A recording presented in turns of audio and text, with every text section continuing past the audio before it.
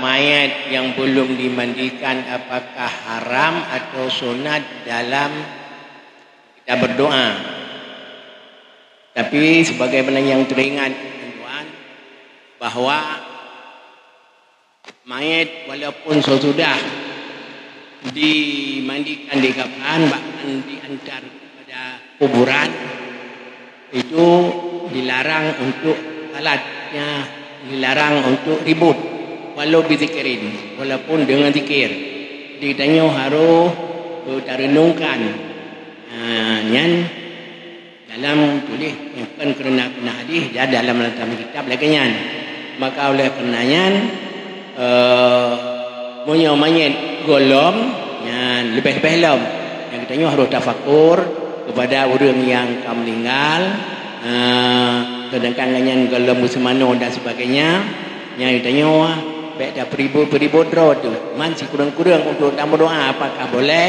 Yang tidak saja dengan hanya menjadi ribut hingga wih-wih kepada lain. Mudah-mudahan mungkin jid. Maka halnya sebagai jawaban kita tuan, kemudian akan dihuraikan di apa-apa yang lain hanya sebagai secara jawab secara singkat macam mungkin ini macam dapat tuan jawab. Assalamualaikum warahmatullahi wabarakatuh. Assalamualaikum warahmatullahi wabarakatuh. Boleh berdoa kepada mayat yang belum dimandikan. Banyak tanya sepakat bahawa salat jenazah dapat dilakukan setelah mayat dimandikan. Itu sepakat. Lumayan mayat jid menyok alih itu mana? Yang sepakat. Atau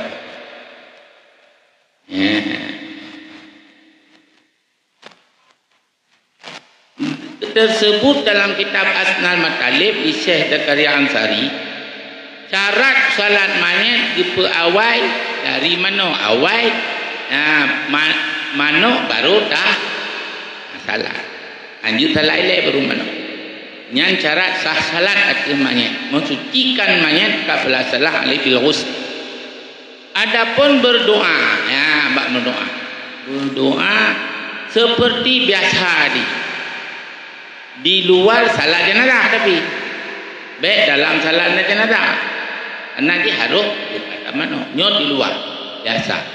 Jangankan kepada orang yang kahlih mati, kepada yang hana mati saja jid dan berdoa. Kan pulang ke mati menyok yang hana mati jid dan berdoa.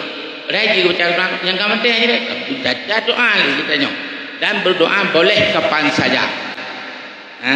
Jenazah yang baru meninggal di kampung-kampung gebek Quran. Banyak kalau mana? Gebek Quran. Yang kedua binah ladang berdoa. Dah tak abu-abu raya berdoa kan abu yang panjang nyangut. Ngabu walik nu panjang nyangut je hilau. Gemu doa inanda abu handa kita merida awal gemu doa. Ada banyak golong. Dah tahu tegah lo.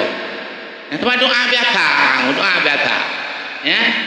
Kemudian doanya untuk ampun dosa ya Allah, untuk terima ya Allah amai goknya, terima ya Allah amai goknya, ibadah goknya. Li dalam doa dibolehkan.